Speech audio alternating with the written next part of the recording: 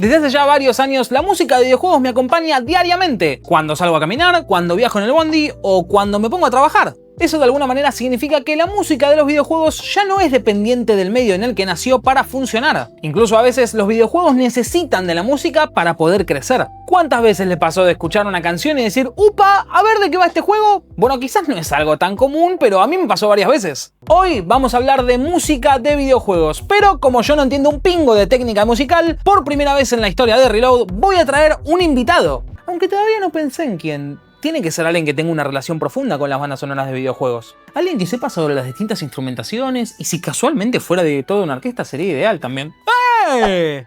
Hola, mi nombre es Mariano Frumento, gracias Valen por invitarme. Yo de chico jugaba muchos videojuegos y también tenía la necesidad de llevar la música de los videojuegos al piano y sacar las melodías. Así fue que de a poco me fui dedicando a la música hasta formarme académicamente y hoy sigo siendo gamer, músico y director de orquesta, en este caso director de la Orquesta Corear de Música Sinfónica de Videojuegos. Bueno, entonces ahora sí, esto es Reload, yo soy el Gordo Station Y yo, Mariano Frumento. ¡Comencemos! Primero hablemos un poquito de historia. Hasta mediados de los 80 la música de videojuegos era literalmente matemática. Chips como el de la NES o el de la Commodore 64 generaban sonido mediante unos osciladores programados con entre 3 y 5 canales más o menos. Compositores legendarios como Koji Kondo o Hirokazu Tanaka eran casi ingenieros de sonido obligados a hacer música con esas restricciones. De alguna manera, gracias a las limitaciones de estas consolas, los compositores tenían que reinventarse para lograr música compleja. Por ejemplo, desfasando la melodía de una contramelodía, del bajo, de la percusión, y de esta manera generar una idea de textura musical compleja. Todo esto para generar una sensación de mayor cantidad de instrumentos y mayor realidad en la música con sonidos no reales. Más tarde, en los 90, la Super Nintendo incorporó un chip que era capaz de reproducir samples de música real sin necesidad de generarlos sintéticamente. De repente, las cuerdas sonaban como tales. Eso le permitió a compositores como Nobuo Uematsu y Yasunori Mitsuda crear bandas sonoras orquestales aún teniendo un sonido digital.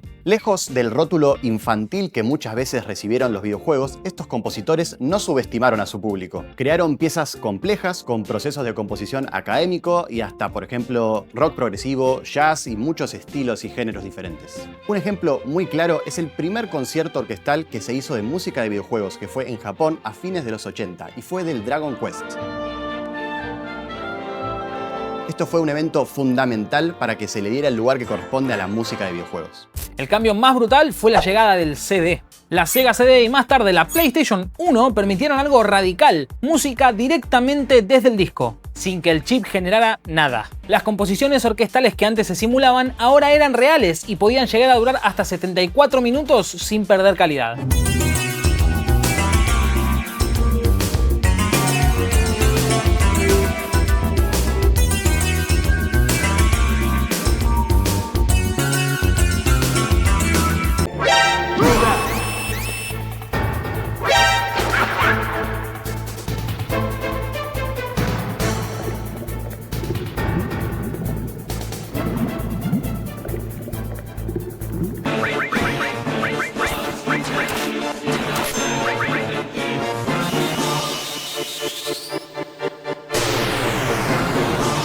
Castlevania Symphony of the Night, Metal Gear Solid o Final Fantasy VII fueron grandes hitos de este momento. La música dejó de ser un subproducto técnico, los compositores empezaron a ser más reconocidos y hasta se empezó a contratar directores de orquesta profesionales para componer en videojuegos. Ahora, si nos ponemos a hablar de bandas sonoras icónicas, se puede nombrar muchísimas, pero ¿qué las hace icónicas realmente? Bueno, yo creo que la iconicidad de una banda sonora tiene varios factores. Primero, obviamente, el factor musical, una pieza bien compuesta que se adapte al tipo de narrativa, que esté correctamente instrumentada y que evoque la sensación adecuada. Segundo, inseparablemente hay un factor escénico. Una música tiene que evocar un tiempo y un espacio. Pienso en el castillo de Peach de Mario 64, Kratos montando por la espalda de Cronos llegando al templo de Pandora o el tema de la tiendita de Ocarina of Time.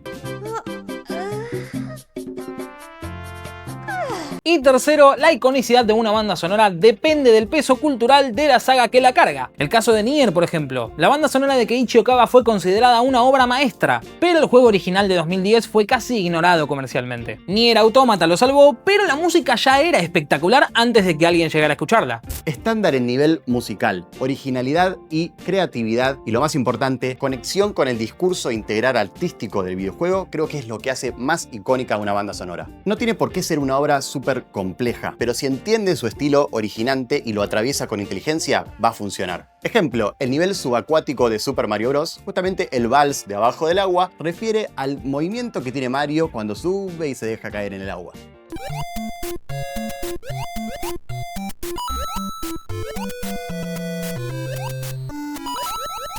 También puede ser que refiera a estilos populares sin tanta complejidad, pero que no por eso los subestime. Por ejemplo, la cumbia y el reggae en Monkey Island. Y aunque algo trillado, siempre traemos el Zelda Ocarina of Time como ejemplo, pero porque logra con pocas notas y melodías simples una banda sonora tan personal que si lo jugás te atraviesa por todos lados. Por otro lado, hay gente que podría decir que hay malas bandas sonoras, pero en este caso discrepamos. Diría que al sumo hay bandas sonoras más chotas que otras, pero malas es un montón. Obviamente puede no gustarte o parecerte pesada la música a capela de Crash to Insanity.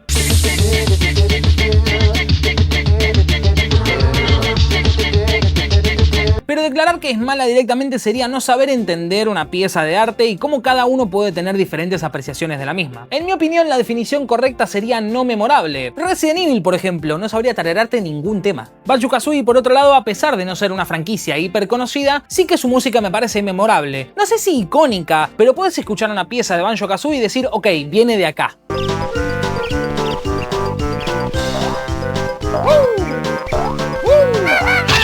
En definitiva, no creo que existan las malas bandas sonoras. Eso, si nos gusta o no, es muy subjetivo. Puede haber una banda sonora menos compleja, más simple, primaria, quizás con no tanto desarrollo o que tenga alguna discrepancia con la implementación en el videojuego. Todo esto puede hacer que no terminemos de disfrutar una banda sonora o que no nos parezca memorable o que no pertenezca al discurso del videojuego. Si la música está en función de lo que quiere contar esa expresión artística junto a la historia, los personajes, va a estar inseparablemente unida a la experiencia del jugador. Continuando con el ejemplo de Valen, Banjo-Kazooie con música simple, nada súper complejo, logra colorear y ser alterada su música por los ambientes en los que pasan los personajes. Sin embargo, hay un punto donde todas estas canciones trascienden más allá del código en el que fueron insertadas y ya sea porque son temazos o por los memes, terminan llegando a los oídos populares. En el primer caso tenemos temas como las canciones de Persona, las composiciones de Laura Shigehara para Plantas vs Zombies, los temas finales de Portal o hasta las canciones de Minecraft que podrían dar para un capítulo entero. Y en el caso de los memes, bueno, la lista podría ser infinita, pero por nombrar algunos tenemos Megalovania de la excelente banda sonora de Undertale de Toby Fox, las canciones del Metal Gear Rising que llenaron la pandemia de memes del presidente Armstrong y por último la saga Yakuza con su tema de Dame Dane. Dame Dane,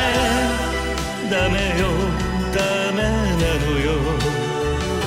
El videojuego es el medio por el cual esa música suena, pero la música de videojuegos no es un género en sí, es una categorización que algunos de nosotros usamos para buscarle un tinte especial. Que eso puede ser el disfrute de buscar y conocer nueva música que pertenece específicamente a ese tipo de expresión artística que es el videojuego. La única dificultad que puede haber es si una pieza musical está tan inseparablemente unida al videojuego que es difícil escuchar por fuera. Por ejemplo, una de mis bandas sonoras favoritas es Final Fantasy VII, pero si me pongo a escuchar la fanfarria de Victoria, que es un loop pequeño, a los 10 segundos ya tengo que pasar de tema.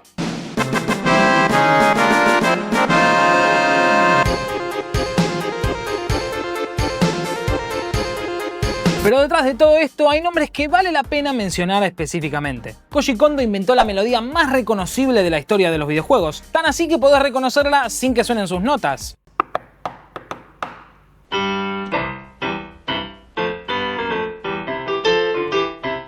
Nobuo Uematsu llevando la épica orquestal a la Super NES sin una orquesta real atrás, Yoko Shimomura pasando de Street Fighter 2 a Kingdom Hearts. C418 compuso una banda sonora entera para Minecraft para que suenen momentos aleatorios y de alguna manera funcionan. Y Christopher Larkin hizo una de las bandas sonoras más icónicas de los últimos 10 años con Hollow Knight y Silksong.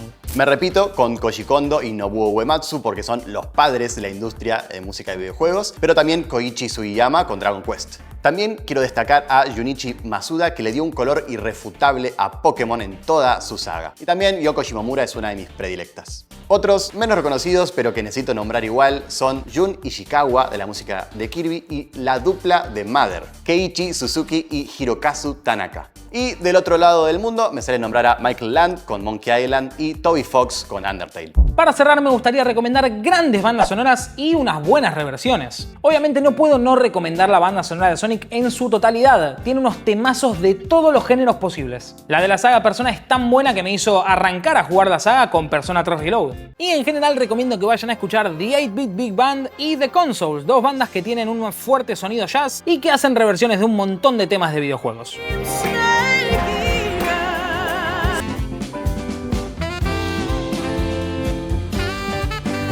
Y obviamente recomiendo fuertemente que vayan a escuchar a la orquesta Corear. No hay muchas orquestas que toquen música de videojuegos en el país y que haya una que lo haga con tanto respeto y amor por el medio es emocionante de escuchar y de ver.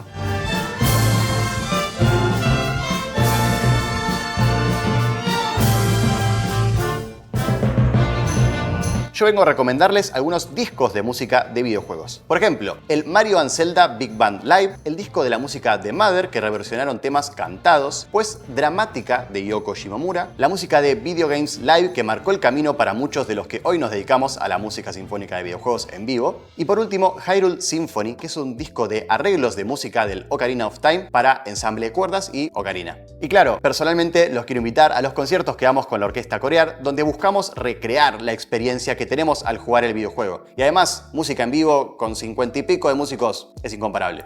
Mi última recomendación va de la mano del próximo concierto que tenemos con la orquesta Corear, Sinfonía para Teyvat, que es un concierto con melodías inspiradas en Genshin Impact. La banda sonora de Genshin Impact es de un nivel que no creo haber visto nunca en un videojuego. ¿Crees que nos faltó nombrar alguna banda sonora? ¿Cuál es tu favorita? Te leemos en los comentarios. Muchas gracias al increíble Mariano Frumento por formar parte de este episodio de Reload y nosotros nos vemos la semana que viene para más análisis y novedades del mundo de los videojuegos acá en Melageek.